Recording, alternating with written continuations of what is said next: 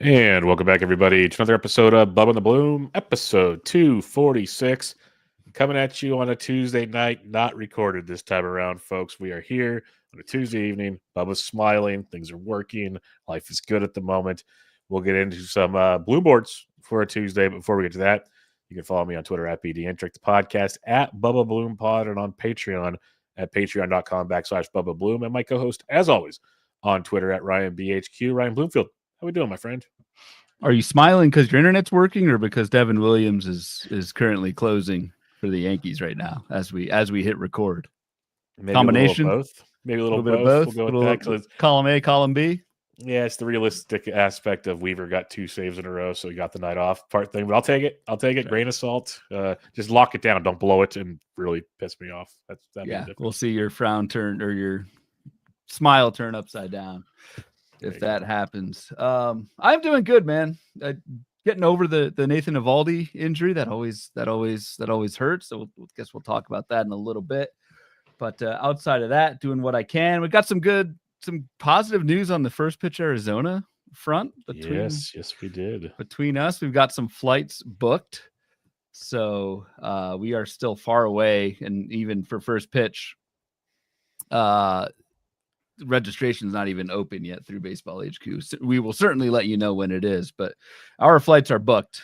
We get in Wednesday night, November 5th, and then we leave that Sunday, the 9th. First pitch is the 6th through the 9th for anyone, again, far away, but honestly not. If you're trying to convince the spouse, make plans, whatever, save the date, November 6th through 9th in Arizona. We will both officially be there because we just booked our flights.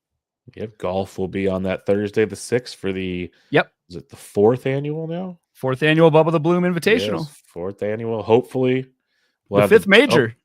Yes, the 5th major, and hopefully we'll have that location locked in. I don't want to say anything yet in case it's not, but we're hoping to return to our stomping grounds. Let's put it that way. That's the ideal situation if all things can take place there, and we'll get a sign-up sheet going in no time. Because as Ryan said, it's 5 months out, but wrangling all you lovely people takes time. So we're going to start getting that going here sooner than later as well. So we won't be bugging you guys with FPAS every episode like we do towards FPAS season, but we were kind of pumped texting to each other today, kind of locking in airfare, and it's an awesome time. So we're pretty excited about it. Absolutely. And we beat this. You beat the Southwest deadline by 1 day. So for free bags before they start charging and lose. Well, we already ditched them as our official airline of the show, but it becomes official May 28th. Yep. I have some gift cards I still have to use up before I can officially ditch them, but I thought I was being smart. We need like prizes for we need prizes. I was being smart buying them on sale at Costco over the winter during Christmas time, but that backfired in a big way. There he goes. Is there an expiration date on the gift card? I'll find a way to use them. I might just take a couple trips back and forth to like San Diego to watch the Giants or something. I'll do something, but we'll have some fun with that. In the chat here, we got Scott Burke saying, I go to California for a week and Bubba loses his internet and the Angels win 8 in a row. What is going on? Yes, 8 in a row, and now they can't win again because it's the Angels, and they're signing Oscar Colas and Chris Taylor, and all kinds of just legends of the game. They are on a tear in the free agent front. Absolutely. Yes, it's a beautiful, beautiful situation there. But Ryan, let's get into a couple of little tidbits of news here. Nothing too crazy. Some things took place over the weekend. Just wanted to get your thoughts on these. As if you're a Diamondbacks fan, please stay away from all sharp objects right now. Yep. Alex Bregman to the IL with what was being described as a pretty bad, is what I'll say. I don't want to say severe, but bad quad strain. There's no timetable yet, except he's going to miss a lot of time, is what they're saying. Obviously, Marcelo Meyer, different guy. Marcelo Meyer got called up and has been doing pretty darn good his first couple of games. What's your thoughts on this whole Boston situation, as they still also need a first baseman? Yeah, I won't kind of pile on what you all probably heard on other shows at this point, but I was certainly interested in Marcelo Meyer. Like, I got him, actually, it's almost like a instant buyer's remorse in Fab, and the 2 12-teamers I'm in. One of them is our Vegas listener league, and then the other one is... Side note, the Vegas listener league, Probably the most competitive It's league I've sick. ever played in. It's insane. It is like, I'm not just saying that because they're our listeners, but it's big. Like, I wasn't the first to say it. Timothy said it in the Discord. It's the most competitive, ridiculous. Like, I think I've been anywhere from first to sixth, and I'm only like 4 points out of first every time. You're moving up the rank. Like, it's tight as hell. It's I was wild. 11th for a while, and I'm now up to like sixth. It was a fun league to draft, but it has been a blast in Fab every week. So in that league I got Marcelo Mayer. I got him for 45, the backup of 13, and then in my whatever other 12 teamer, I think like $60 for Mayer. And I was like, did I overspend? Because it's always my 15 team brain working there. I'm trying to adapt it to 12s. But anyway, I mean the biggest thing with Mayer for me was the extent of the Bregman injury. Like, I always, if I'm going to bid on somebody, I need to know they have some kind of leash, because almost zero rookies hit the ground running and keep it running for a couple weeks after that. So I think Mayer at least has a fair amount of run. Hope to see Roman Anthony up soon to join him. But I was pretty aggressive in Mayer.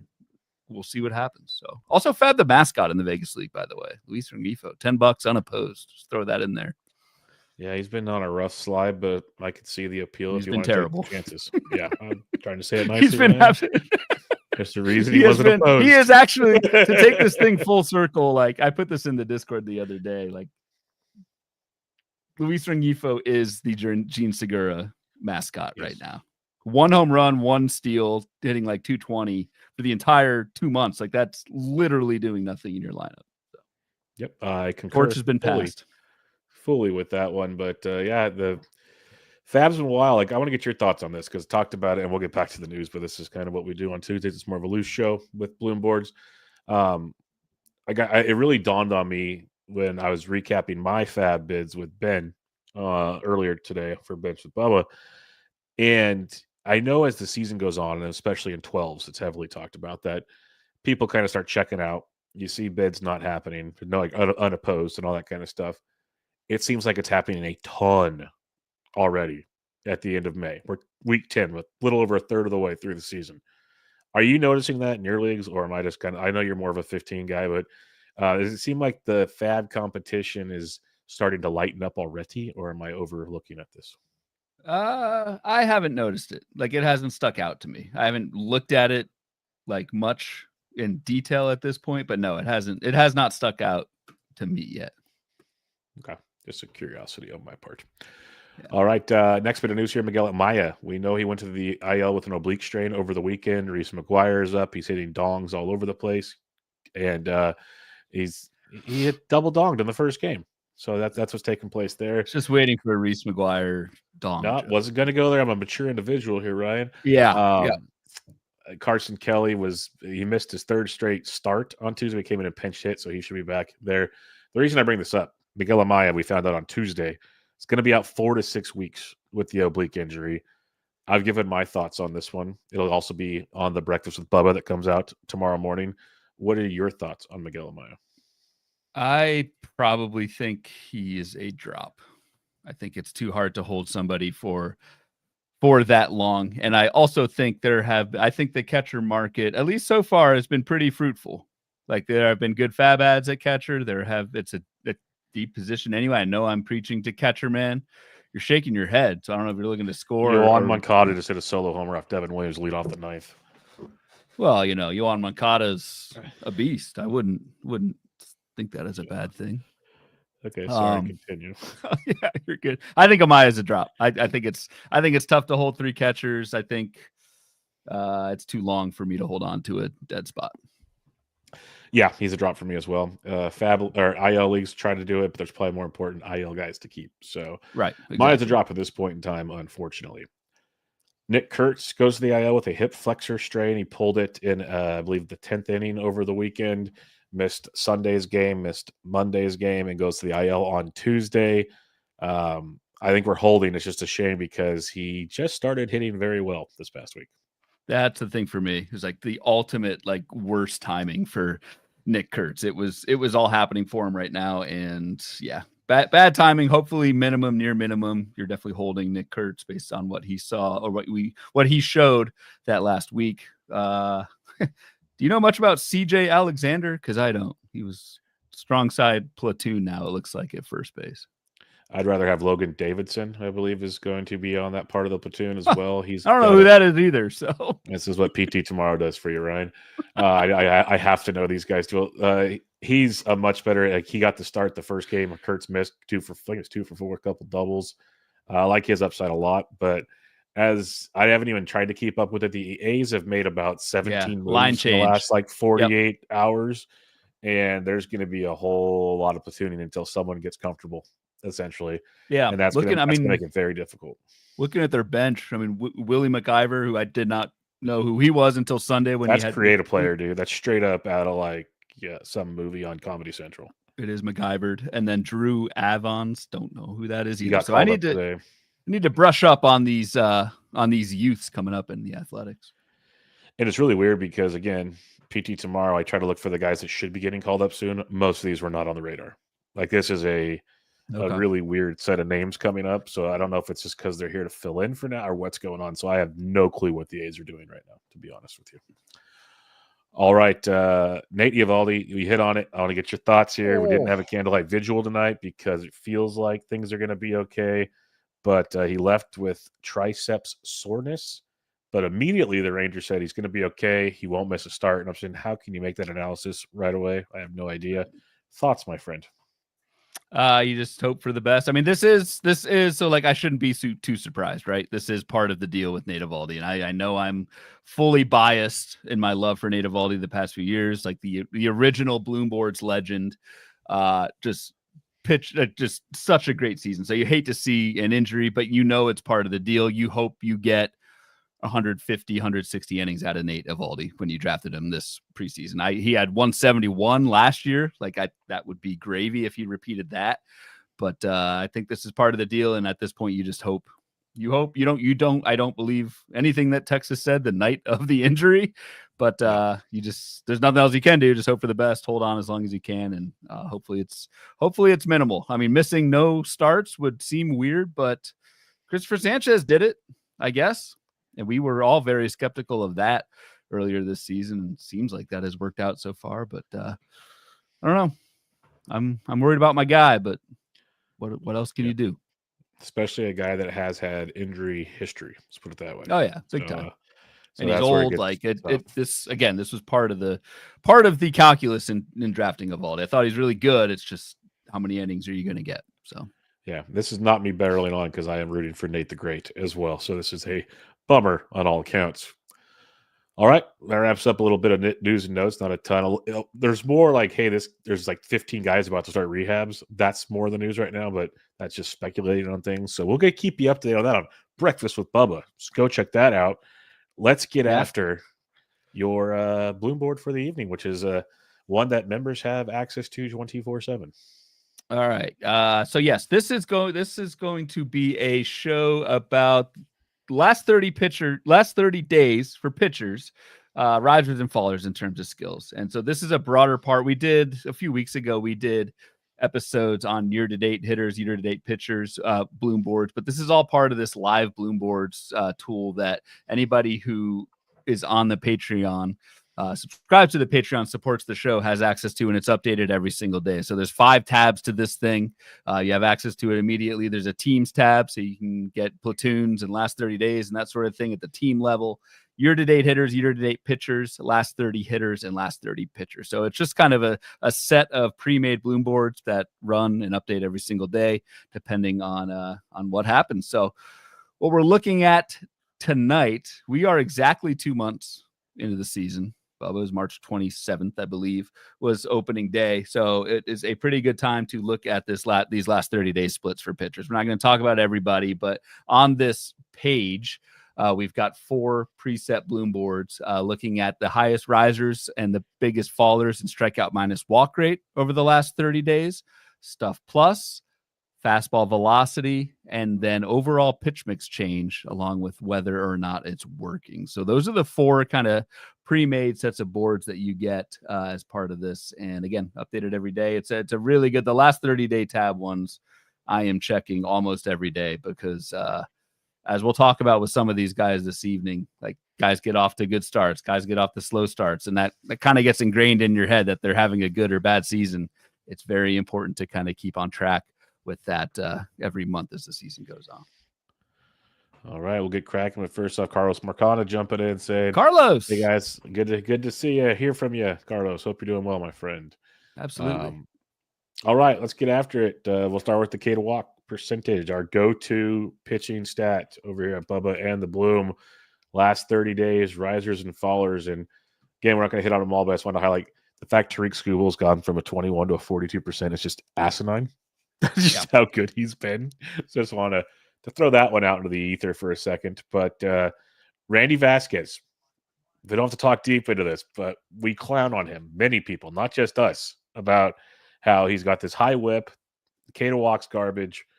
Keeps doing it, though. Just keeps getting he's almost Tyler Anderson, but worse, if that makes sense. So he went from a -8 K to walk to a 10% K to walk for a 17% jump. But still, remember, 10%, not good. But does this give you any hope going forward, Ryan? No, not really. It's bad when you're the fourth highest riser in strikeout minus walk from month 1 to month 2, and you've still got a 10% K minus walk. Just as a kind of level set, that league average is like 16-ish%. So Randy Vasquez has basically gone from the worst pitcher in baseball to someone who is still bad. And so, like, I guess if I'm not totally piling on Randy Vasquez, I guess you could say he could go from someone you just totally avoid or stream against to somebody who might be rosterable in the right matchup week or something. But outside of that, I don't see much with Randy Vasquez. Even in the second month of the season, like the swinging strike, the ball rate moderately improved, but still a ways to go for Randy Vasquez to be rosterable. With you there. The first one I really want to talk about, though, is Mr. Will Warren of the New York Yankees. 13% K to walk in the first 30 days. Last 30 days, 28% for a 15% jump. Will Warren has been outstanding over his last 4 starts.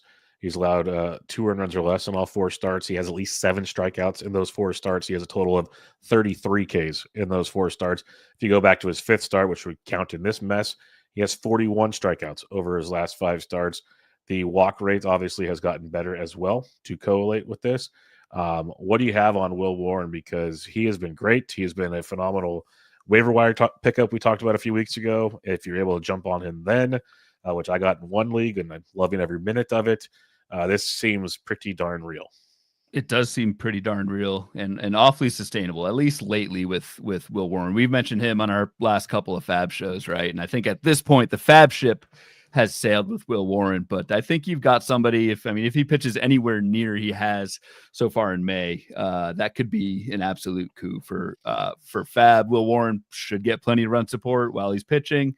The biggest thing for me with Will Warren is again, just a general teaching with this, like I look at strikeout minus walk as kind of our ultimate metric. If you want to go one level further, I look at swinging strike rate to see how many bats are being missed. Is that a good number? Is that supporting the strikeout rate? And then ball percentage on the flip side for walk rate. Are they throwing strikes? Is that supporting a drop in walk rate? For Will Warren, the swinging strikes 13.5%, which is awesome. That's 2 points above league average. Really good. Will Warren's missing a ton of bats, doing against, I think, pretty decent competition too. That's what you also want to check with these things is like over the last 30 days, who are those starts against and kind of look at the game logs if you're taking a deeper dive with some of these guys. But you just tack on like the age, pretty decent prospect pedigree with Will Warren. Seems like it's coming together nicely for him. So you ride this for as long as you can.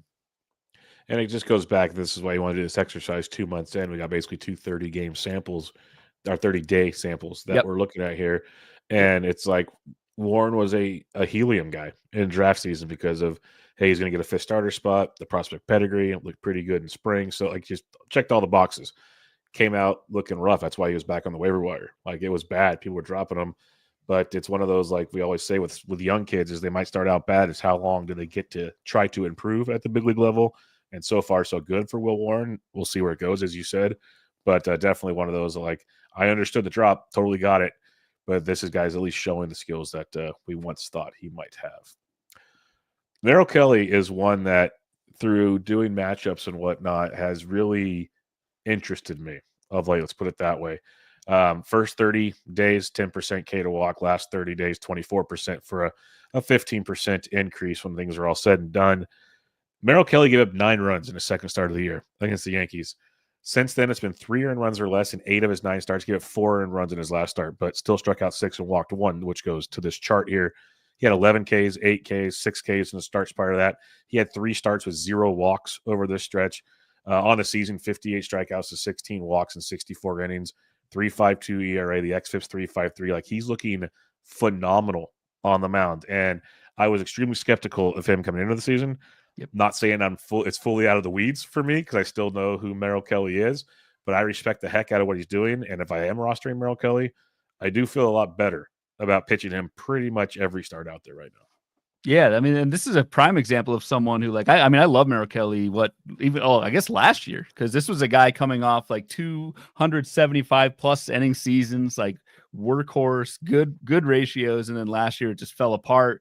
And now he's an old, and he comes out and gives up, like you said, that 9 earned run outing against the Yankees, and it's like I basically just said, wrote him off. And this type of thing is a good indicator to say, hey, Merrill Kelly has actually pitched extremely, extremely well lately. So I'm with you. I'm not fully back in, mostly because of the age. Like, what does this look like in the second half for Merrill Kelly? But man, everything in May supports what Merrill Kelly's been doing on the mound, and it's been pretty sweet. Like, I wonder how many. I mean, I would think Merrill Kelly was pretty widely available in Fab after that Yankee start. I'd imagine he was getting the quick hook after that 9 runs because there was a lot of concern coming into the season with him. So probably was a nice little pickup when things are all said and done, especially with as garbage as Zach Gallen is. So it's got that going for him. Stray taken. Oh, I dropped him this week, so don't you worry about it. Did you? In 12, I dropped him, kept him in 15s. 12, he's gone. I dropped Sandy 2 weeks ago. I dropped Gallen this week because I told Ben, I'm like, in a 12, if I'm not going to start him, I don't need to roster him. Like, he's just sitting on my bench. I can use that for something else. So he's gone. I want to get your thoughts on this next one, and that is Charlie Morton. Charlie Morton, 3% K to walk the first 30 days, got demoted to the bullpen. He's come back to the rotation. It's up to 16%, which is still we want higher, but it's like around average, so we can live with that. 13% increase over the 2 months. And Morton has rejoined the rotation, as I said, and he went 6 innings, 2 runs, 5 Ks against St. Louis. He pitched in long relief against Washington, 4 1/3, 1 walk, 6 Ks. The last 2 outings have been much more Charlie Morton-esque. I'm just curious, are you seeing anything? Are you believing in this? What are your thoughts on this? Because it started out horrifically. He goes to the pen. Things are starting to look better, and it looks like he might be rejoining the rotation permanently, at least for the time being. Yeah, and you always this one's a little tricky with Morton because I'm always skeptical of, like, or not skeptical, but like you always want to look when someone goes to the bullpen and back. It's like, are they just gassing out of the bullpen? Is it, what's going on there? In Morton's case, like, I don't know if it's totally gassing it out. He has picked up a full mile an hour on his fastball, so that's probably a good thing. The fastball velocity was 93.5 in April, 94.5 in May, and it's not like Morton was going back to like a 1 or 2 inning, gas it out type of stint. It was, like you said, 4 1/3 against the Nats. It was 3 innings, 2 innings, 4 innings out of the pen. So I think Charlie Morton, I think the strikeouts can still be there. I like that. I think Charlie Morton is back to being someone I would want to say trust in 15 teamers, but I would pick back up in 15 teamers in the right matchups. I don't know about 12s just yet. But Charlie Morton, 16% K to walk over the last 30 days. Like, that is, for as bad as it started, it is nice to see him kind of rebound with a higher velocity and better skills over the last month now that, almost everyone, ourselves included, have laid him out for dead. Yep, I'm with you. Like, the improved velocity, I thought has been really interesting. The fact he kept it in that start was a big plus to me on that one. Like you said, because we see a lot of these boards, and it's like, oh, he pitched 7 of those 8 outings out of the bullpen where you gas it up. So that's a good point you made there on that. And curious to see how it goes forward with Morton. And I mean, he is old. I didn't know. Oh yeah, he's 40. He's older than me. He's 41, man. So we're pretty much the same. Like, now I got to see when his birthday is. Now, Yeah, you guys might have the same birthday. Yeah, This guy's ancient as hell. I got him by like we got? barely a month. I'm October 15th. He's October 12th or November 12th. So I barely got him. Me and November Chucky 12th, are pretty close. 1983, Flemington, Yep. New Jersey. Yep, we're close, but not. So you quite got him by there. a month? He still has to respect his elders. Yes. Okay. Good for you, Yeah, I man. got So him by a month. who in the major leagues is still Justin playing Verlander's that's older than me. you? Justin Verlander. That's it? That's the one I know for sure. Like, I'd have to go to Baseball Reference and look up the ages of people, but I know for sure Justin Verlander is. Okay. Yeah, you're old, man. You're getting there too, big guy. Just don't you worry. All right, let's shift to the fallers on this one. Erod has fallen dramatically, went on the IL. Like, the ship, I think, has sailed on that one. I want to talk to you about Ryan Gusto, because I feel like last time we did a live leaderboard, Gusto was on the green everywhere. We're like, oh, this guy's great. Pitch mix great. He's doing this. He's doing that. And things have rapidly changed on this. He's gone so far as to go to AAA, gets called back up because of injuries, gets shelled again. He's still in the rotation for now. We'll see where this all goes. But he goes from a 20% K to walk early on down to a 4% over the last month. That's a 16% drop for you to keep in track at home. And it's been 3 walks and 6 Ks, 2 walks and 1 K, 3 and 2, 2 and 0. That ain't going to cut it, folks. So where are you at now on Ryan Gusto, who once was giving us his gusto, but now not so much anymore? Yeah, not so much anymore. And this is the, and I know we're looking at small samples, so I realize this is somewhat ironic, but even with pitchers, this is the danger of looking at tiny samples and going on. And I would also counter that with you. When we're making fab decisions, we don't have much else to go on, and we can't really wait for someone like Ryan Gusto to be good for 2 months in a row before you can pick him up.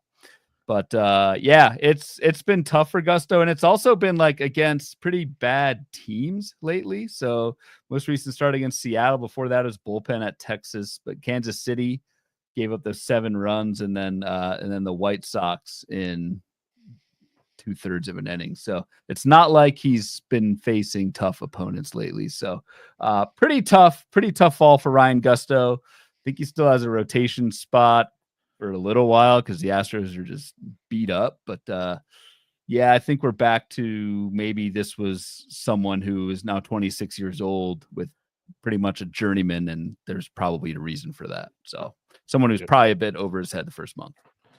Totally agree with you there. And someday we'll see AJ Bluebaugh again someday. I wanted to highlight Ryan Nelson because I think this goes to your point about Charlie Morton. He had a 25% K to walk earlier strictly out of the bullpen. Changes to 9% as he becomes a starter / reliever, going back and forth type situation.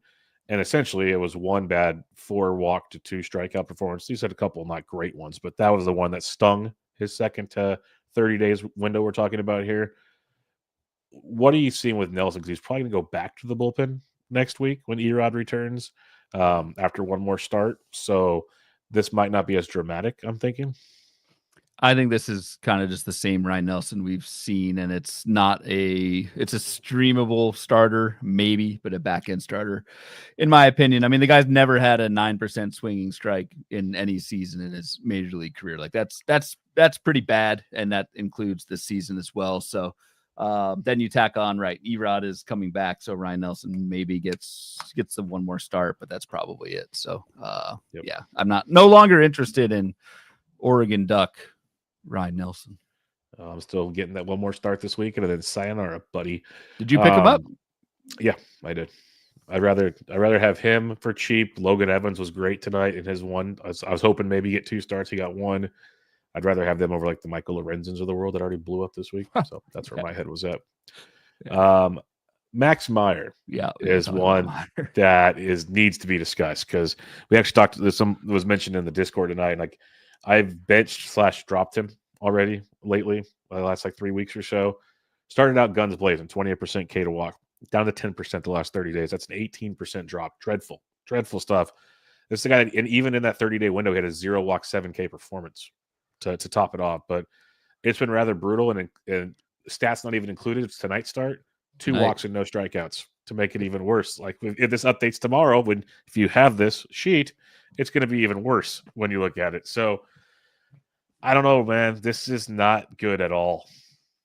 This is not good at all, and you're right. When this updates tomorrow, Max Meyer probably will be at the bottom of this list. My little grid you make fun of me about taking out the one bad start. You could almost do the reverse with Max Meyer and take out good start. Take out the one good start. Oh, the 14 Ks with no walks. Oh man, yeah, I just noticed that. 14 K. He had 14 Ks, no walks against Cincinnati on April 21st. And again, this is why, like, if you want to take a deeper dive into some of these guys, you kind of need to look at the game logs, because we're only looking at 30 days, maybe 4 or 5 starts at a time. Outside of one start, pretty much, Max Meyer, like, hasn't been that great. Like that 14 strikeout, no walk, that's doing a lot of lifting for that 28% K- walk on the before column of this board. So, yeah, it's just the way things are trending with Max Meyer is not great. And then, I mean, you kind of have to remove yourselves from the numbers here for the current season numbers as well, and just take a broader picture look at Max Meyer. It's like, how long can we really trust, given the health history, given the way the Marlins have kind of yanked him around these last couple of years? Like, how much can we truly trust Max Meyer going forward? So I'm of the opinion that we can, especially after tonight's outing, I think we can move on in 12s and do a stream there. You gave him the finger flick, so it's not just me. I like that. No, he's gone. He gone. Last one I want to ask about here, then we'll move on to the 3 other boards that we have for the evening, is Shane Baz. Because to me, it's similar to the Max Meyer situation for me. Shane Baz started out the season great. He is even better than Max Meyer, one might say. Over the last month, though, since May 1st, dreadful. Absolutely dreadful. The walks are up, strikeouts are down. He's giving up runs like crazy. This was a concern that you and I kind of had going into the season. What's the workload going to be? How's he going to deal with the workload? There's a lot of questions with Shane Baz. I don't know if that's the primary reason things are getting bad, but it's kind of correlating to me.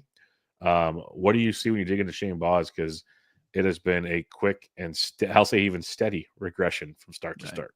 And even if the workload like isn't the reason for the last month struggles, it's a damn concerning thing going forward, because Shane Baz is now entering his 3rd month coming off of a really bad May. And this is somebody who, right, we all know, didn't even pitch in 2023, only threw like 40 innings in 2022, had 110 or whatever across 2 levels last year. But you just wonder, like, how does this hold up going forward? So, yeah, I was off Shane Baz. I was looking like an early L for me, the way Shane Baz started, but it's not trending well. And I don't see, like, as we go deeper into the season, Shane Baz, kind of the poster boy for pitcher injuries and just lack of workload. I don't see how this gets a whole lot better. Like, maybe it gets better from a 3% K to walk. Like that is really bad, but it's tough for me to see like a second half resurgence here, given just how he has not pitched deep into seasons in his entire career.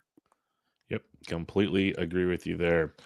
All right, let's go to the Stuff Plus board, Ryan. If you want to give everybody a little idea of what we're looking at here, it's pretty self-explanatory, I think, but I'll let you have the role here.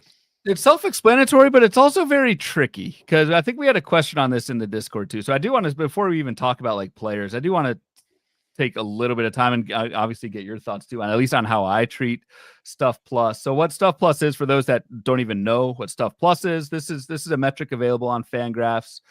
This is Eno Sarris's kind of brainchild, and the data is all there. It's basically one number that quantifies a pitcher's stuff: velocity, movement, break, all that stuff.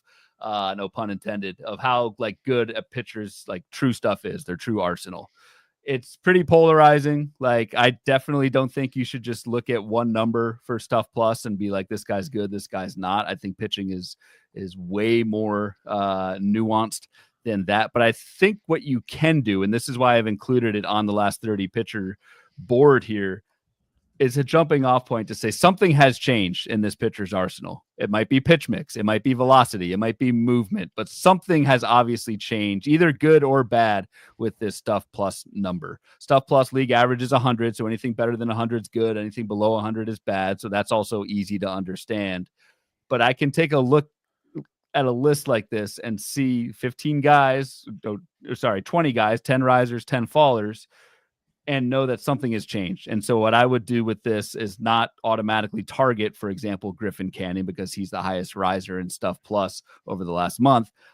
But that's a kind of a trigger for me to go look at Griffin Canning. Who's the competition been against? What are the strikeouts? What are the kind of my more go-to metrics? So for me, this is just a way to highlight guys, and not to like jump into players, but like I see Charlie Morton here, a jump from 97 to 103 Stuff Plus. Again, I don't know exactly what that means in terms of like what the calculation is, but I know that his arsenal has gone from below average to above average over the last month. And we just saw Charlie Morton on that last board of strikeout minus walk risers. So something good is going on with Charlie Morton, and so therefore I'm even more interested in him. So I don't know if you have any. That was kind of long-winded, but just want to get that one out there. I mean, do you look at Stuff Plus? If you do, like, how do you look at it? What's your kind of take on that? I don't look at it often. I'm a caveman, but I like when it's on a board like this, I will look at it. I don't go searching for it. Let's put it that way. Yeah, I normally don't either. Yeah, so like when it's put nicely in this for me, I'm in. And I agree with most of what you were saying there. It's like if anything, if I see a big jump, it's like to me, and I know this is probably going to be really rude to Eno, but it's not intended. It's like when you look at X stats, you see like a massive gap. Okay, now like what's the reasoning for this? If it's a small gap, I don't care. But if it's like a massive gap, like that's something I can look at quickly to dig in, as you're saying. So if it's a quick, like, hey, like the Charlie Morton thing, and it checks out to what we just talked about, as you said, like, hey, maybe there's something here. Maybe it's the increased fastball and so on and so forth. Because I'm with you. I have no idea I still can't figure out what Stuff Plus is made of. I have no idea. I've heard many people try to explain it's not really available. So yeah, no one really knows. And it seems like it changes every year. So I don't know what goes on with it. But it's to your point, it's a good reference to kind of check there. And I think Eno has talked about it really changes a lot with relievers, so it helps you kind of highlight those kind of guys more so than starters, and you're probably talking about that as well. So yeah, it's the big changes that stand out to me. And what's interesting is when we think big changes, you think big changes, but the highest risers is 766. So it's not like it's a big number. It's kind of a minute number. So then it comes down to what does that entail? But it could, like you said, it shows Charlie Morton. It's interesting. Like you have your cursor on it there.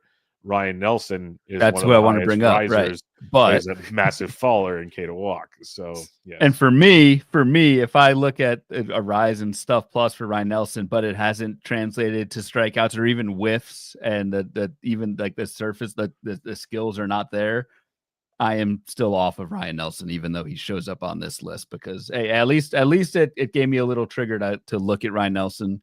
And I don't like what I see lately from Ryan Nelson in terms of actual results and skills. So, it's someone like I'm Max gonna Meyer's on the list. We just buried Max Meyer. So, yep. Yeah. And granted, went from 91 to 96, so went from really bad to still below average, right? So that's another thing to look at with these increases. It can be the Randy Vasquez situation where you go from one of the worst to still being bad, and technically that's a rise, but still someone I'm not interested in. So I think it's just important to take a look at this list and still think for yourself, think with your own brain. Someone's on this list, take a look, see if you actually like them in terms of the kind of the numbers that you like to use, and make your determination that way. Fair. That's a fair assessment. I do want to mention a couple of the fallers here, just if anything is to highlight some pitchers to discuss for a second. Yep. And I want to go straight to the bottom. I want to go to Clay Holmes. Clay Holmes, he was at a 118 Stuff Plus to start the year. It's down to 103. So this is, again, just speculations here. But dude was really good early on. Strikeouts have slowly dwindled compared to the early start of the season. And to me, my question is, does this showcase a guy that was a reliever turned starter, that starters' workloads maybe are already starting to catch up to him? Or is this where it's all a big what if, because I don't know what Stuff Plus and sales. But if you look at his performances, right, they have been like he was dominant early. Now it's kind of more of a, I don't know. He's giving him more home runs, let's put it that way, in the second half. I think it all aligns. So yes, the Stuff Plus for Clay Holmes is way down from really good. 118 is awesome, down to league average. But again, that's a trigger. Let me look and see what Clay Holmes actually done in terms of strikeout whiffs and that sort of thing. It's just as bad. right? In May, it's been a 17% strikeout rate for Clay Holmes. That's brutal. It was 30% in April. The swinging strike is way down for Clay Holmes. I would be very concerned with Clay Holmes, who has a 2.98 ERA. You look at like the Sierra, the skills base, what the ERA should be. That's a 3.80. And then again, ultimately, if we're kind of projecting forward over a full season, you almost have to weigh in what this looks like for Clay Holmes in the second half. So maybe it's obvious to some, but I don't. In every league out there, trading leagues, like I think Clay Holmes is a pretty like banner sell high type of guy for someone who has a sub-3 ERA. Things are not trending well, both in terms of like the raw stuff, but then also the performance recently and the skills. So I'm concerned about Clay Holmes. In a similar vein, I want to look at Drew Rasmussen. I wrote him up for matchups, and it really opened my eyes to like he's shutting the door. He hasn't given up a run in his last 2 starts. He's given up 3 earned in each of his 3 before that, but it's 3 Ks, 5 Ks, 3 Ks, 2 Ks, 3 Ks, where earlier in the year he was a strikeout machine. Strikeouts have just gone away, so he's not blowing people away.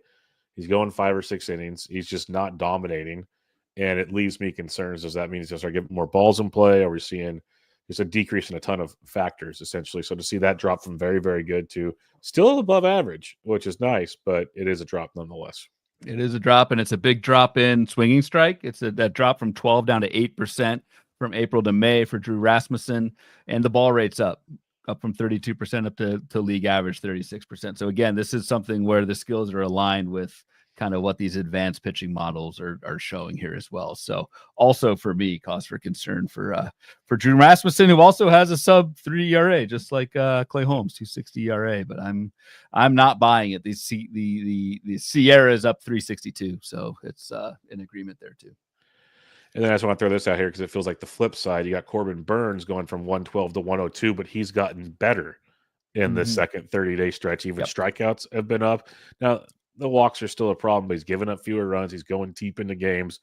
So I know a lot of this has to do with the pitch mixes, and there's a lot of factors to it. Let's talk about it. But it's just interesting to see a couple guys that are definitely on the decline.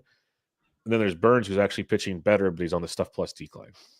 Yeah, and this is one where, like, especially with someone like Burns, just let it ride. Like he is pitching better of late. Like the performance has been better, the skills have been better. I will if I've got one set of data that's saying one thing and like stuff plus is saying another, I'm going to typically go with the strikeouts, walks. I think over time, and even Eno will say this, at a certain point, just use strikeout, walk, and whiffs and that sort of thing, and that's what I'm going to do if they disagree. But yeah, you know, this is a list where like the top 10 are not automatically all buys. The bottom 10 are automatically sells. You gotta look a little bit deeper into what they're doing. Yep, totally agree. All right, let's hit to fastball velocity, which is definitely a good one to maybe start peeking at. I'm guessing there'll be some matches to some K to walk stuff and other things here and there throughout the list. Yeah, I think with fastball velocity, I mean, obviously very straightforward what this is, but this is just looking for rises or falls in fastball velo from the last month versus before that. I think you get interested. I always think a jump in fastball velocity is always somewhat of a double-edged sword, but I think in season, a jump in fastball velocity, if the strikeouts, walks are there as well, like that's a good thing. And you're already in the season, so like you might as well just go with it. I'm also very concerned about a lot of the fallers that are on the list as well, just in terms of if you've got somebody who's down 1.5 miles, it could be two things or both. It could be injury, of course, right, if you're not throwing as hard, but just sheer effectiveness too. I think everyone has a baseline level of how good they are, and if your fastball is X amount faster or X amount slower, I think you're that much better or worse of a pitcher as well. So I think it is important to kind of always track who's throwing harder, who's not over the last month of the season. Yeah, and it's obviously there's the certain threshold, as some will tell you, for the miles per hour to be concerned about. But right. I'm much more, as the season goes on, it's the decreased guys, and then that makes me want to look at production more than anything, because the guys that keep throwing harder, you know, if they get hurt eventually, they get hurt eventually. There's nothing I can do about that, but they're probably playing pretty well. Like Sale's gotten better as his velocity's gone up. Scubal's just a beast. Eovaldi, Wheeler, like these guys are all awesome. Even Pagan, I don't know. Nola probably doesn't have any numbers from the last 30 days. That's why it's pretty flat. So he's got that going for him. I was So waiting for the Aaron Nola yeah, shout out that he's on the we list. can probably actually he's not really coming back till the mid to late June, so we'll have to wait like 2 more months to review that one with Aaron Nola. But yeah, so I don't have a lot for up top here. I want to look more at the guys on the bottom. Unless you have anybody up top you'd like to discuss. Not really. I think the Chris Sale one, I don't know if there's actual concern out there with Chris Sale, but it wasn't the best start to the season. But to see him jump from, I mean, you get concerned about like a dip in velocity early in the season. To see Chris Sale rebound to 95, and a half miles an hour from 94 and a half in the first month of the season, that is always a good thing. But yeah, I don't have too much else on the risers. All right, I want to go from the bottom up. I want to go to Freddie Peralta. This is another guy that's pitching on Wednesday, so I looked at him for matchups, and this stood out to me in a big way. Because if you look at the season stats, 60 Ks in 60 innings, 23 walks on the season. That's a 14.9% K to walk. That's not what we want from Freddie Peralta. Dude's got a 2.55 ERA, but if you go deeper, it's a 3.95 Sierra. Still not what we want from Freddie Peralta. And more importantly, the last few outings, Ryan, like just from May 4th on, the last 4 starts, 7 Ks within 4, 5, and 3. He's got 3, 2, and 3 walks over the last 3. He's given up the long ball. He's only gone 4 1/3, 5 innings, and 5 1/3. So the innings are down while the production's down. I am very concerned with Freddie Peralta, to be totally honest. And people that listen to me during the preseason know how much I love Freddie Peralta. And when I looked at those lines deeper tonight, something doesn't seem right. Let's put it that way. And Freddie Peralta, I mean, he's fastball Freddie. He's so reliant on his fastball. Like some of these guys, you can deal with a drop in fastball velocity because they don't throw it that much or they've got really good secondaries. Like Freddie Peralta is 60% four-seam fastball. I mean, that's what he lives on. And if that is down, even if he's not hurt, if that's down, just going down from 95 to 94, I mean, that can matter. I mean, that can matter big time. Every tick matters. So I am with you in your concern with Freddie Peralta, especially with the lack of control. I mean, the lack of control has always kind of been a bugaboo for Freddie Peralta, but it's a 40% ball rate, which is really high. Like he's not throwing many strikes, and for the velocity to be down like that, yeah, I'm also concerned. He's also, I mean, he's not out of the woods. I mean, every pitcher gets hurt, but I think it's shoulder stuff with Freddie Peralta earlier in his career, at least. So you never know. Yep, I'm with you there as well. Let's talk Taj Bradley. It's been tough to kind of gauge what Taj Bradley is this year, if that makes sense to anybody out there in the fantasy world. The velo's down about a mile per hour over the last 30 days. And if you just look at his game log, it's like 6 innings, 2 runs, 7 Ks. That's great. Tonight, 7 innings, 1 run, 6 Ks. Great. But then before that, 4 innings, 5 runs, 6 Ks. 6 innings, 2 runs, 5. But then 1 K, 2 K, 3 K, 3 K. It's been a very roller coastery season for Taj Bradley, if that makes sense. He seems healthy. He's young. Like I said, the last 2 starts have been great. So maybe this is just a blip on the radar. And it's still a very good, like 96 miles per hour, which isn't going to crush you by any means. But is there anything that you've seen that stands out to you with this diminished velocity? Yeah, I mean, I'm very concerned as well. Like for me, it's the combination again. Whenever you see drop in fastball velocity, there's also a drop in whiff rate. Like that's not great. It's down 3 whole points from 12.5 down to 9.5% this season. So that kind of validates the major drop in strikeouts for Taj Bradley. Don't like the park, but like even park aside, having a 10% strikeout minus walk with a drop in velocity like this. Yeah, I'm very concerned about Taj Bradley as well. It's always if it's a drop in fastball velo with a drop in skills, I'm concerned. Yep, that's fair enough. I want to leave a blanket statement here because we're going to talk about Hunter Brown, who went not concerned. Yes, that's where I was wanting to go with that. He looked pretty dang good again on Tuesday night. Like, I'm not worried there. Just wanted to bring that one up to kind of highlight the fact that we're not concerned about all of these guys, but there's definitely stuff to look at the same time. If anything, this could be a good thing for Hunter Brown to not be gassing 97.5 and be down to 96. Like that's there's also this. I mean, if you all listen to the podcast for some time. Like I've had that top 10 fastball velocity, not just me, bunch of people have kind of picked up on that. Like basically anything above 97, if you're averaging that on your fastball, it's like kind of like you are going to get hurt at some point, and probably sooner rather than later. So with Hunter Brown, if you've got a drop in fastball velocity, but the strikeouts are there, he's missing bats, and you're only quote unquote down to 96.4, I think long-term health-wise, that's probably not a bad thing. Yep, totally with you there. Like Granel Blanco's on the list, injured. The good Lord has lost his fastball. I don't know. Good Lord, he's lost his way. I do have one question here though for you, because I'm a biased Cole Reagan's manager. Velocity's down from 95.6 to 94.9. Strikeouts haven't changed, but he has allowed 4 more runs in 4 of his last 5 starts. I am going to be the naive guy potentially and say the velocity's down because he's been battling groin injuries for about a month. Right. That's what I'm going to tick it off to. Do you see anything else? Because I'm asking for an unbiased opinion, basically. Yeah, no, I don't know, but that would certainly, like, anytime you have a drop with an injury, like that would make sense. And even Cole Reagan's last 3 starts, 11 Ks, 2 walks, 8 Ks, 2 walks, 7 Ks, no walks. Like, just get healthy when Cole Reagan's is back. I think he's going to be Cole Reagan's again. Yep. Hopefully next week, folks. Hopefully next week. Rehab start this weekend. Hopefully next week. So keep an eye on that one. All right. Let's check out the last board here, because I think there's a lot of names to discuss here, including one in the chat as well. All right. Last board is just a general change in pitch mix over the last 30 days. So not looking at like stuff or what pitches are good or bad or whatever. Who has changed their pitch mix the most from the last 30 days to before that? And again, very nuanced, but like a lot of things can come into factors here. But I just think in general, and I've always kind of said this on the podcast, pitchers can reinvent themselves, can change. And I think if you've got a pitcher who has changed their pitch mix and also shown an uptick in skills in general, that gets me excited. A change in pitch mix does not automatically mean it's a good thing.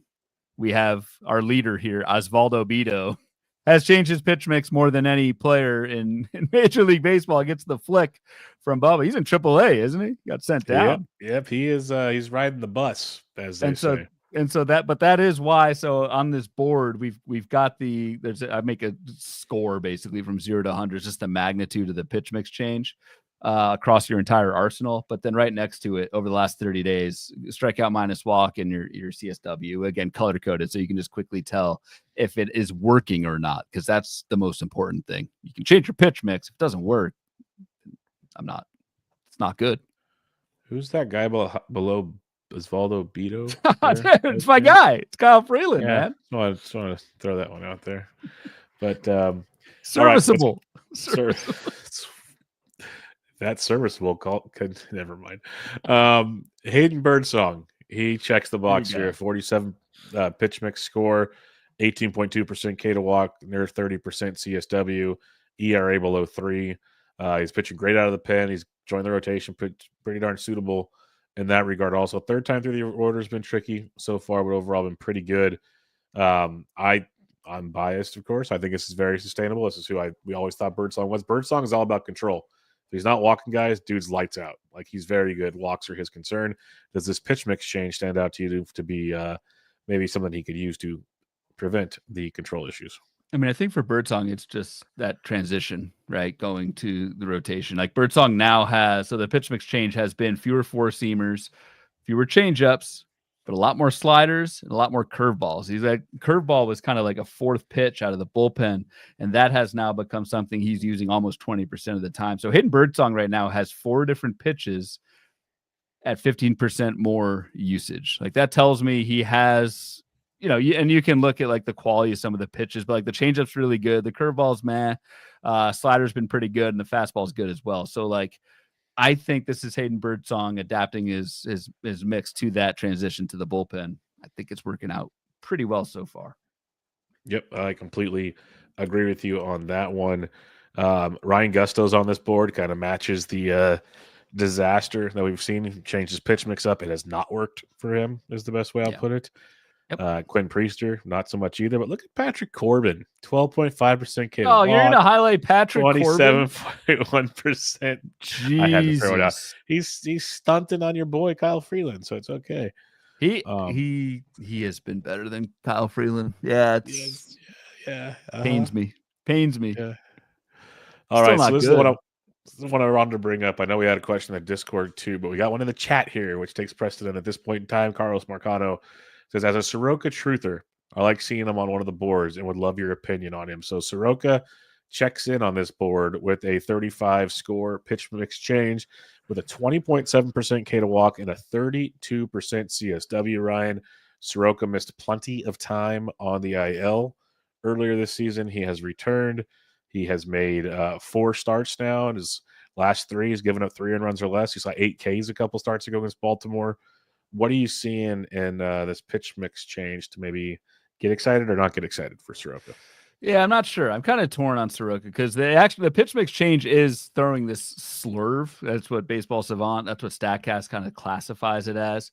Throwing this slurve almost as the primary pitch, 38% usage, and the 4 seam pretty much at the same exact level. But he's kind of a 2-pitch pitcher. And I think for me, that's a little bit of a problem unless they're dominant pitches. Soroka's trying to throw his sinker more. It's up to 13% usage over the last month. And so that's why Soroka kind of pops on this board. I think with most and not all 2-pitch pitchers are, it's not automatically a thing to avoid. It's just Soroka, like in his career, hasn't had the greatest of stuff out there. And the slurve itself it's okay. It's a 12% swinging strike. Like, that's league average. He throws it for strikes, which is nice. But I think I'm not as high in Soroka as the stats on this board will show, just because I don't think either of the 2 pitches that he throws are dominant. And I think you need something. I think you need a 3rd pitch to make it through. And it's not there right now for Mike Soroka. That's fair. I've always been a Soroka kind of fan of his draft price and everything. So I think he has a stream ability to him. Yeah. Yep. I understand your, I guess, trepidation at the same time when it comes to Mike Soroka. But I think there's a window there. Former once really high-end pitcher, 27 years old, had those Achilles injuries. So maybe there's a chance we start to see it sooner than later. Maybe this is a way to see it. We'll see. I love seeing this one. Ryan Yarborough, my boy, and I've mentioned it many times. He's sucking me right back in. 35 pitch mix score. We have an 18% K to walk, 33% CSW. He looked outstanding on Monday versus the Los Angeles Angels of Anaheim. He threw 6 innings, 1 run, 7 Ks. He had 8 Ks, 1 run, 5 innings against Texas. Strikeouts have been their last couple starts. He's made 4 starts in the rotation. It's been 2 earned runs or less every time out. Dude, it's been pretty dang impressive seeing him back in that rotation for the Yankees. It's been damn impressive. And this is one we also take the context of. I mean, it's now with the Yankees, and you have the new team factor here. Maybe they see something in terms of what their pitch models or whatever look at and see something with Ryan Yarborough. I mean, the change with Yarborough has been he's been a much more cutter changeup guy over the last month. And the changeup is actually Ryan Yarborough's best pitch. It's a 20% swinging strike rate so far this season. The cutter he throws for strikes, both his fastballs he throws for strikes. But this is someone who has made a tangible change in their pitch mix, which, okay, I'll look into it a little bit more. And B, the skills have gotten a lot better for Ryan Yarborough. Now, can the league come back and adjust to this? Of course. And that's probably what will happen. So it's a constant game of adjustments. But yeah, Ryan Yarborough is pitching very well right now. And this cutter changeup combination has been a major reason why. Yep. Looks good. And we'll see how the Dodgers start goes on Sunday. And then we can really get excited or not. I know. On that one. I want to mention, and we'll go to the one you highlighted here in a second, but I want to go to Cal Quantrill just to highlight something here. He's got a 35 score, 14.1% K to walk, 28.5% CSW. So I had to pull up his game logs. And over his last 4 starts, he's thrown at least 5 innings in 3 out of 4. It's been 1 earned run or less in 3 out of 4. And he's got 6 Ks in 2 out of the 4. There is an improvement here. Do I trust Ryan Yarborough? No. But the last 4 starts have shown an improvement, and that kind of correlates with this pitch mix, it feels like.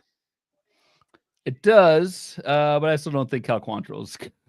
No, it's fair. I just wanted to bring that up first. Yeah, and that's a useful exercise. It's you can change, but if you're still not interested, then that's fine. So I don't know. I think Quantrill like maybe is a streamer, but my opinion hasn't changed too much on him. All right, let's talk about the man you had highlighted for a second there, Brandon Pfaadt, a guy that I've been on for a couple of years now. Many others have as well.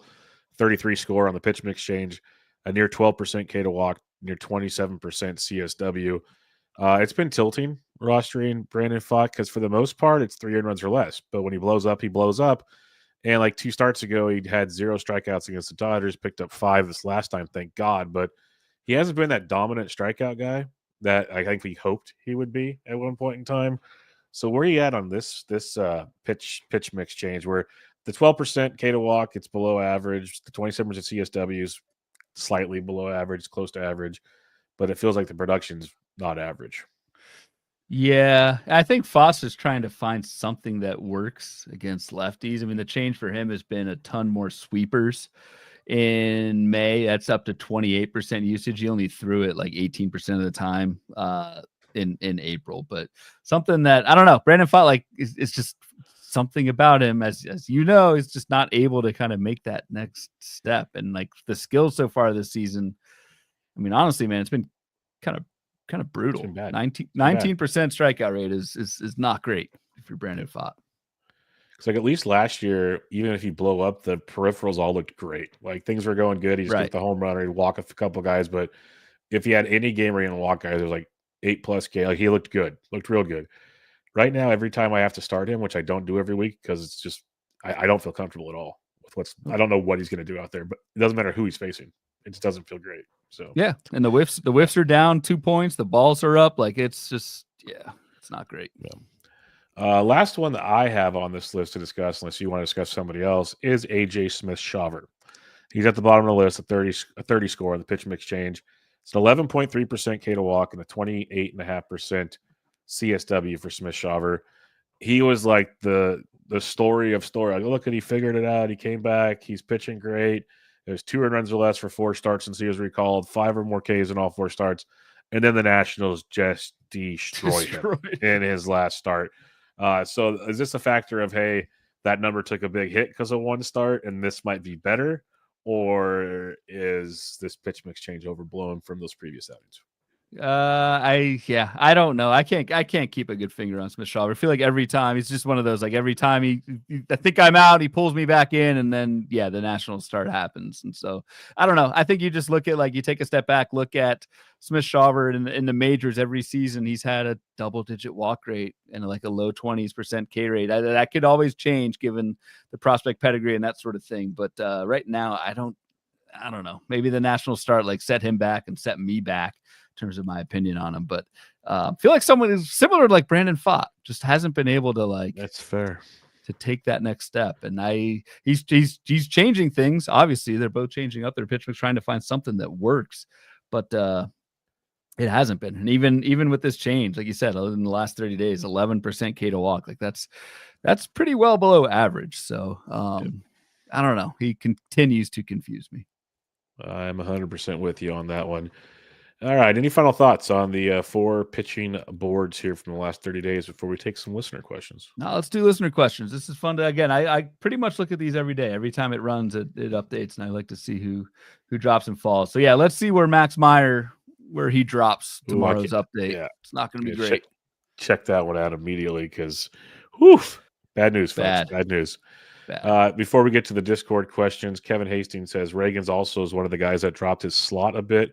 Presumably that and slight velo dip are intentional to help prevent injuries. And that's a good point because the innings increase has been a lot in recent years. So definitely could be something. All right, let me find the listener questions here because someone put them in a different location tonight than usual. I didn't change it, did I? You put it in the update section instead of the show questions section. So, yeah. Caught on to that earlier. I actually did not mean to do that. That's pretty bad. Yeah, you like change the name to screw with me, but this is a whole different. Now I just put it in a different channel. Next week it'll be in like best ball channel. It'll be in the playback Discord trying to find it. All right, so questions on the old Discord here. Pilster says Jake Irvin's been pretty good this year, especially in deeper leagues. Is that sustainable? What I'll say for Jake Irvin, and this is something I think I talked about early in the season or in a write-up or somewhere, looking at Jake Irvin surprises me because I know he's talking about this year, but this is a guy that last year threw 100 and almost 88 innings, made 33 starts, 10 wins, 4.41 ERA, like not great stuff, but in deeper leagues, that plays. And if you look at his 11 starts this year, it's been 3 earned runs or less in 8 of his 11 starts. He's got 47 Ks to 19 walks. Like, again, he's almost in line with what he's doing last year. He's not blowing the doors off anything, but he's very serviceable. I think he's very streamable in 15s. Not a whole lot of 12 love, but I know I didn't want to steal it all from you, but those are my thoughts on Jake Irvin. No, I mean that's the thing. Like, it's easy to sit here and just like destroy all of these like back end kind of rotation pitchers, but to Pilsner's question, it's like, especially in deeper leagues, it's like there's not much out there that's better than Jake Irvin. And I think Jake Irvin, it's easy to kind of bag on the lack of Ks because they're not there. But this is a guy who does throw strikes, has a good walk rate, and doesn't get like tattooed for it. And I think in deep leagues, that's fine. It's not someone who I'm starting week in, week out by any means. I do like to see more strikeouts, but in the right matchup, I think Jake Irvin is actually like a pretty decent streamer in 15s. 100% agree. The Pizza Man, Adam, says, how much does stuff plus matter in terms of correlation with results and being predictive? We have no idea. Right. And that's kind of why I gave my little speech at the beginning. For me, it's just a trigger to kind of look deeper at some of the actual skills for these guys who, like, I do believe in if a player's stuff plus has changed very positively or very negatively, I think we can be confident in saying something has changed. And then it's on you to say if that's a good thing or a bad thing in terms of the actual skills. And then he says that Scooble guy with the 42% K to walk, is he any good? I'd say yes. That's freaking beast. Freaking beast. So Scooble is just real quick. Scooble is also on the fastball velocity riser list. Dude is throwing 98.2. When you throw 103 miles an hour in the final pitch of a Maddox with 13 strikeouts, by the way, a Maddox with 13 Ks. Unreal. It's pretty impressive. Yeah. Pretty impressive. Dude is a beast. All right. Our buddy Ben Tidd says, would be cool to hear you guys cover Soroka. Feels like he's gotten unlucky with his results. We discussed him a bit there, but to Ben's point, it's a 5.61 ERA, but it's a dude with a 3.3 Sierra. You look deeper on this, he has a left on base rate of 65% with a 53% ground ball rate. Probably a little better luck coming his direction there as well. So yeah, but depends on what level of luck we're talking, I guess. Yeah, and that's a good point too. Like you do need to look at like, so yeah, I still don't think Soroka's like a good pitcher, but under the context of having a 5.61 ERA, yes, he's much better than that. And then the control with the ground ball rate, I didn't really mention the ground ball rate, but that's up over 50%. That's, if you have good control and you have a bunch of ground balls, like good things are going to happen. So maybe I'll pull back slightly on my initial Soroka take. Yeah, we'll see it. We'll see if a beer bet looms in the coming weeks. Just kidding. Hey, you need all the help you can get, so you might as well volume your way into getting back into the game here. It's like playing beer pong, Ryan. When I lose, I still win. If that makes sense to you, anybody involved here. That makes too much sense. Yeah, so like I'm not too concerned about this. Kevin A says, who has the higher K to walk percentage at the end of the year, Will Warren or Max Meyer? I'm going Will Warren because Max Meyer might be in AAA in a week. I will go Will Warren as well. Truly like Will Warren. Yeah, his stats at least. I don't know. I've never met him, but all jokes aside, I agree. I just like Will Warren, the pitcher, better as well. Yep. Michael C. commented on the Stuff Plus question. He said Jeff Zimmerman did a study on this for the process this year. I don't want to give it away his work, but he ran correlations and found that bot stuff and pitching plus more than Stuff Plus fairly predictive, especially after 5 to 6 starts. Okay. All righty. That'll do it, my friend. Any final thoughts as we wrap up another Bloomboard episode? We got Week 11 Fab preview coming up on Thursday. Week 11, right? Week 11 Fab preview coming up. I have no other thoughts. Come to First Pitch Arizona. That's my main thought. Yeah. Join us. Yeah, it was a lot of fun booking the airfare. We've been talking about stuff. I mentioned to you someone I was texting with earlier tonight that's already pumped to golf with us this year for the first time. Like, Yeah, it's going to be a great trip. I hope as many people as possible can get there. And hey, maybe the Bubba and the Bloom Listener League overall champion will be joining us for the first time in Arizona, which would be an absolute joy as well. So it could be a lot of fun. We'll need to do some. Well, we got time, but we'll do some type of meetup for all the Patreon folks that are. Oh yes, we that will. are going. 100% We'll do something. Yeah, we've kind of discussed a few ideas. We'll figure something out for that for sure. That'll be a for sure thing. And Scott Burks just booked his flight, so he is on the way. There we go. But all right, we'll wrap it up there. We'll be back with you guys again on Thursday, as usual, with the Fab preview. But until next time, check out Ryan on Twitter at RyanBHQ, the podcast at Bubba Bloom Pod, and on Patreon at patreon.com/Bubba Bloom. I'm at BD Intric. And as always, thanks for listening, everybody. We'll catch you all next time.